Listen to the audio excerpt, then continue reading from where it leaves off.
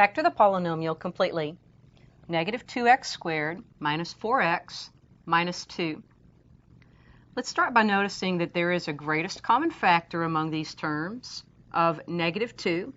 So let's factor it out first. Negative 2 times x squared gives negative 2x squared.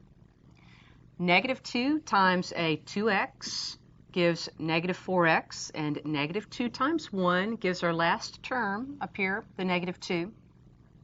Now don't stop there. As we look inside our parenthesis here, we've got a trinomial that fits a nice pattern. In fact, let's see if this is a perfect square trinomial.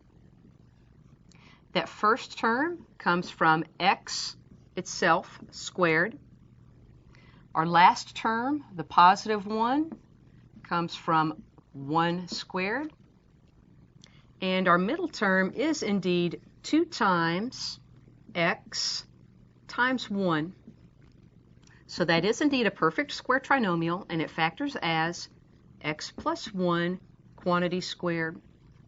Therefore, our completely factored form of negative 2x squared minus 4x minus 2 is negative 2 times x plus 1 quantity squared.